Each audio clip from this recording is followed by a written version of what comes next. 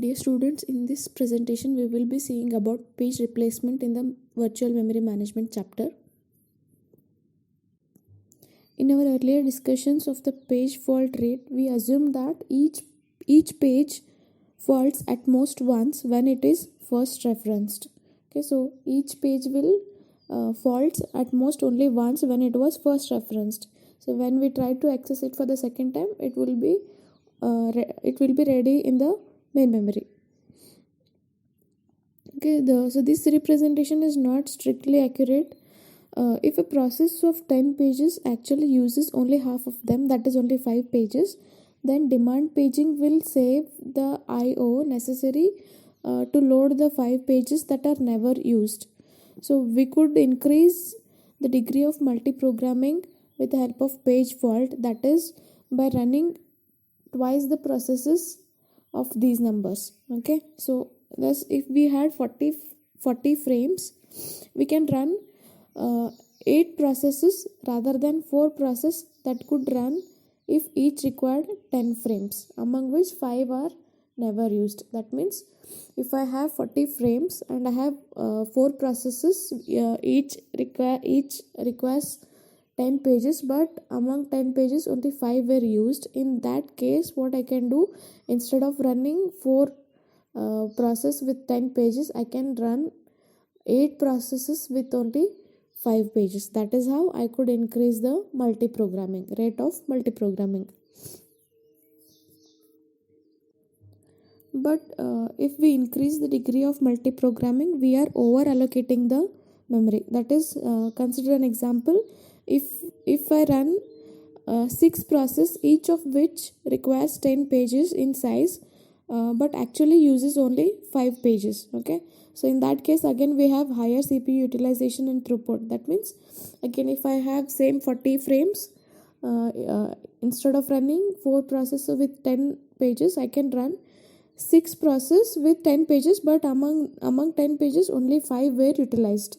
Okay, only 5 were used, 5 will remain unused. Okay, so I will think that only 5 will be used and I will allocate all the 6 processes to the CPU. Okay, so in such cases, it may so happen that each of these processes for a particular data set may suddenly try to use all of its 10 pages.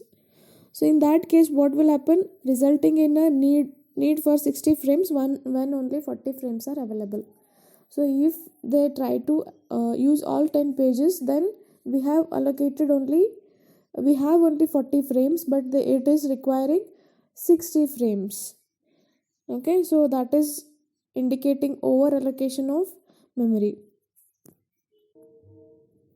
Next, if I consider the system memory, it is not only used for holding the program pages, that is, it is not just used for user programs for execution, it is also used for IO, which is going to consume a significant amount of memory. Okay, so this can increase the strain on the memory placement algorithm, since we have to allocate some memory for user process as well as we have to allocate some memory for IO buffers. Okay, so we have to decide how much should be allocated to IO and how much should be allocated to program pages. Okay, so deciding how much memory to allocate to IO and how much to program pages is a significant challenge. This becomes the significant challenge here. Okay, so we have some systems which will allocate a fixed percentage of memory for IO buffers as well as for user programs. We have some types of systems wherein both user processes and the IO subsystem should compete for all of the system memory. So they have to compete for the system memory, and then the memory will be allocated or memory will be divided for two of the things.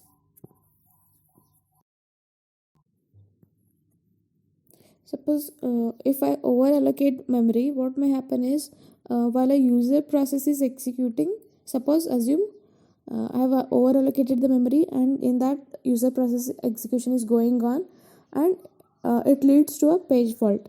When this can happen is, I have 40 free frames, and instead of running 4 programs with 10 pages, what I am doing, I am running 4 programs or 4 processes with 10 pages, assuming that all of them will use only 5 of those pages. instead of 10, I assume that they will use 5 of them. But if they try to use all 10 or more than 5, it may so happen that a page fault may occur. So then what the operating system will do, the operating system determines where the desired page is residing on the disk. Okay, so now when a page fault occurs, what the operating system should do? Operating system should find the page in the disk and bring it back to the main memory. Okay, so what it will do, it will determine where the desired page is residing on the disk, but then it should also find for a free frame in the main memory. But suppose if there are no free frames in the main memory, then what will happen is a page cannot be loaded, which indicates all of the memory is in use. So we can see this in the figure in the next slide. You can see here we have logical memory for user 1 and logical memory for user 2. We have page table for user 1 and user 2. So this is the physical memory. We have two processes which have used all of the pages that were there on the main memory. Okay, so this physical memory, we can see that there is no free frame here. Okay,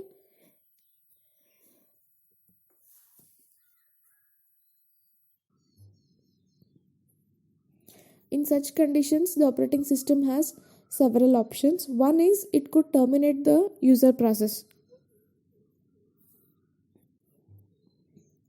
So if it terminates the user process, what will happen is we are using demand paging in the system, which is going to utilize and increase the throughput of the CPU. Okay, and users will not be aware that their processes are running on a paged system. So this paging will be always, it is logically transparent to the user. So this option is not a good choice.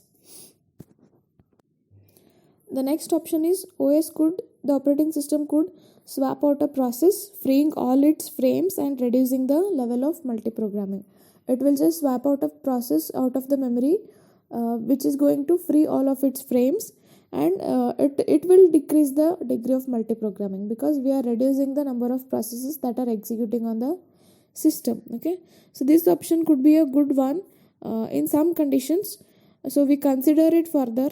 Okay, so that means with this option, what can be the solution is we have one common solution, that is page replacement. Okay, we can see in this figure for process 1, that is user 1, we have frame 3, 4, 5 which are used and which are valid ones. Frame 3, 4, 5, we can see we have H, load M and J which are all valid. There is one page which is indicated as invalid. So coming to the next one, we have 6 to 7 which are all valid pages, and there is one kept for invalid. So what I can do, I can swap out a process and then free all of its frames and then allocate these frames to the process that has a page fault. Okay, so this figure, it shows a need for page replacement since we do not have any of the free frames. Okay, so one optimal solution is page replacement for such cases. We have different page replacement algorithms. First we will see basic page replacement.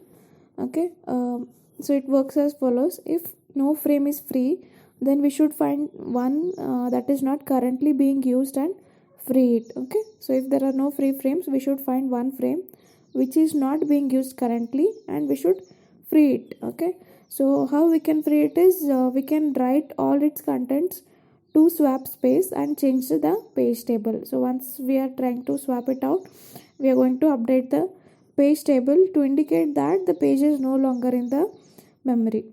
Okay, so now we can use this freed frame to hold the page for which the process had page fault. Okay, so now with the help with page replacement, we should modify the routine that has page fault. Okay, so the routine for page fault service will change little, that is with the help of page replacement. So the first step is find the location of the desired page on the disk. Okay, that means for which the page fault has occurred, that page should be found on the disk. And then next, find a free frame. We should search for a free frame. If there is a free frame, then we can use it. Next, if there is no free frame, then we should use a page replacement algorithm to select a victim frame. Okay, if there is a free frame, we can directly use it. If not, we should use one of the page replacement algorithm to select a victim frame. Okay, so next, write the victim frame to the disk. Change the page and frame tables accordingly. So okay, victim frame is the one which we are going to replace. Okay, so that page will be returned to the disk, and then we are going to make the, changes in the page table and frame table accordingly. Next step is read the desired page into the newly freed frame and again change the page and frame tables. Okay, next is restart the user process. Okay, in this figure you can see the page replacement, exactly how it happens. First thing is we need to identify the victim page in the physical memory. Okay, here we have the page table. This is the physical memory in between, and the last one is the disk. Okay, victim page can be identified through the help of any of the page replacement algorithms, and then we need to swap out this victim page to the disk. Okay, next, as and when we swap out a page, we should update the page table. Okay, in the page table we have frame number corresponding to it. We have valid invalid bit. Okay, we should change the bit to I, that is make that particular page as invalid. Okay, next we should swap in the desired page, okay, to the physical memory, and then again we are going to update the page table, and then we can resume the execution of that particular process. We can notice here is that if no frames are free, then two page transfers, that is one for page in, the other one for page out, are required. Okay, this situation is going to double the page fault service time, as well as it increases the effective access time. Okay, so this is nothing but it is a overhead. Okay, this can be reduced by using a scheme, that is using the modify bit scheme. It is also called as dirty bit. Okay, so each page or frame will be having a modified bit associated with it in the hardware. Okay, so the modify bit for that particular page is set by the hardware whenever any word or any byte of data is written into that particular page. Okay, which indicates that the page has been modified.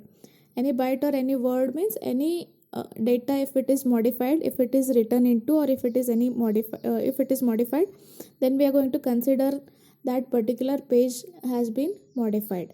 Okay, so whenever we are selecting a page for replacement, we should examine this modify bit. Okay, so if that bit is set, then we will think that the page has been modified since it was read in from the disk. Okay, so in this case what we have to do, we must write that particular page into the disk, because the data has been modified, and then we should restore that modified page. So that is why we are going to write that page to the disk. Okay, so if there is one more thing, if that bit is not set, okay, that is if modify bit is not set, then we will think that the page has not been modified since it was read into the memory. Okay, if it is modified, it will be in the that means if the page is modified, and it will be in the disk, and if it is not, then we will think that it is read into the memory. Okay, so therefore if the copy of the page on the disk has not been overwritten by some or other page, okay, so then we need not write the memory page into the disk. Okay, it is already there.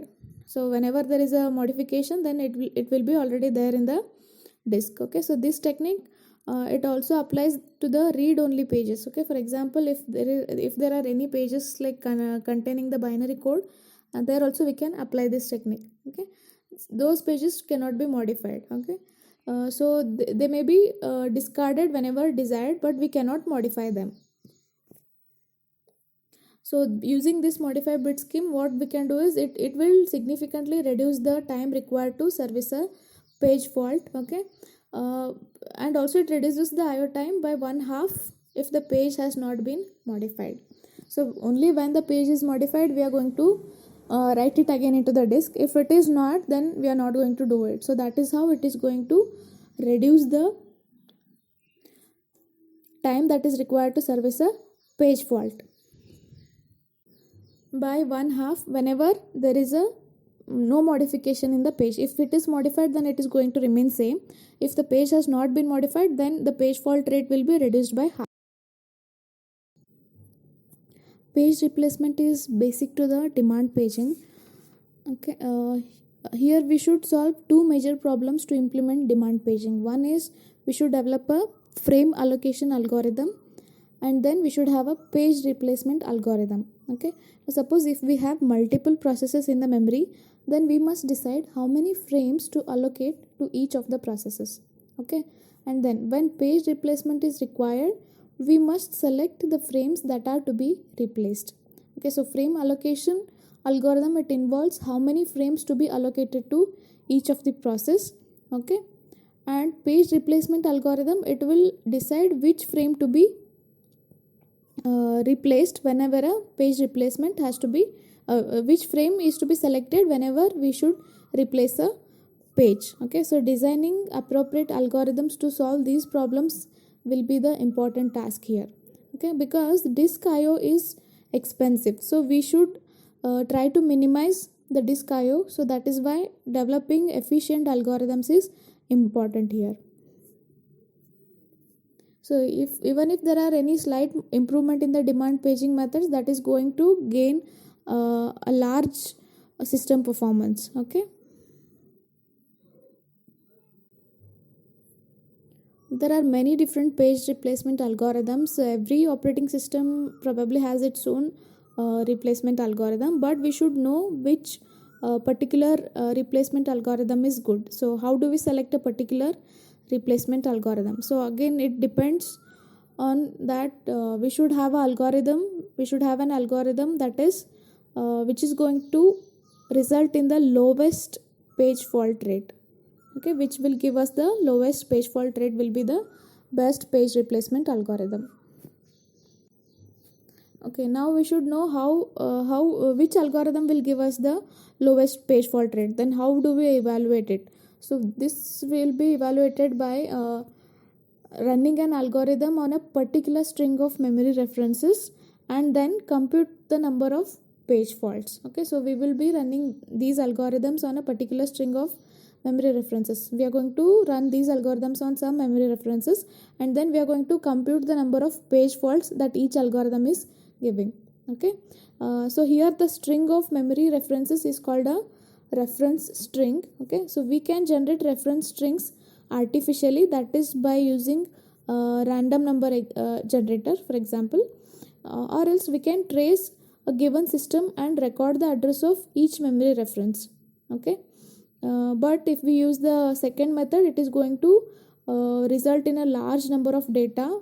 It will give us a choice between the large number of data. Okay, to reduce the number of data, again we should use two facts. That is, one is for a given page size, but here the page size will be generally fixed by the hardware or system. We need to consider only the page number rather than the entire address. Okay, since we are using the second method, that is we can generate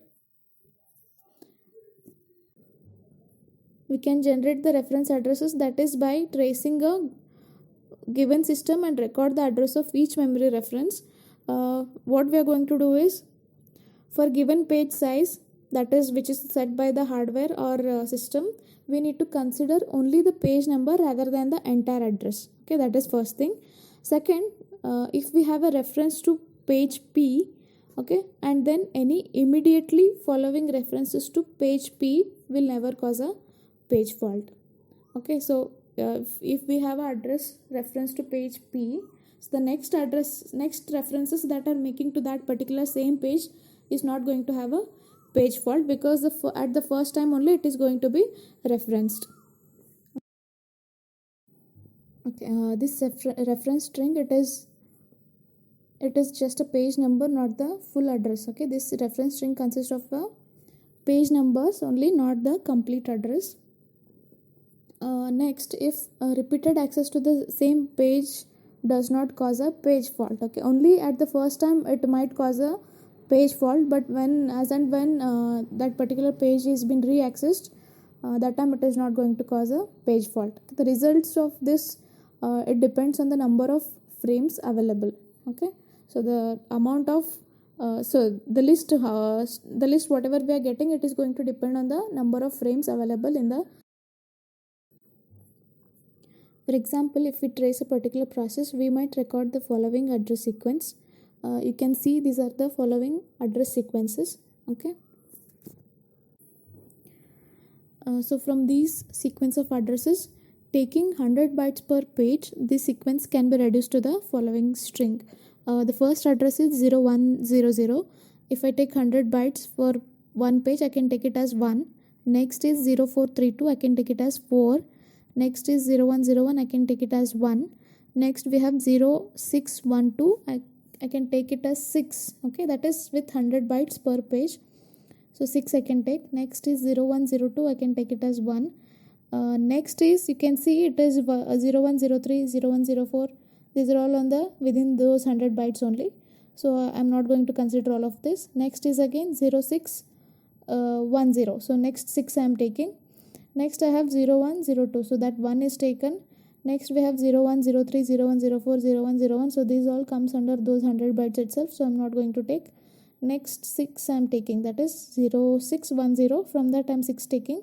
Next is again 0102, 1 is taken. 0103, 0104, 0101. Up till here I am not going to consider, only once I am considering it, because all those fall under the same 100 bytes. Next I am going to consider 0609. Next I am going to consider 0102, that is 1. Again the last address, that is 0105, will fall under those 100 bytes itself, so I am not going to consider it. So these from these address sequence I can refer to these page numbers. Okay, considering 100 bytes per page, that means each page will have 100 bytes. I can consider only these page numbers. To determine the number of page faults for a particular reference string and page replacement algorithm, we should know the number of page frames available. Okay, in order to find out the number of page faults for particular reference string and particular page replacement algorithm, we should know the number of page frames available.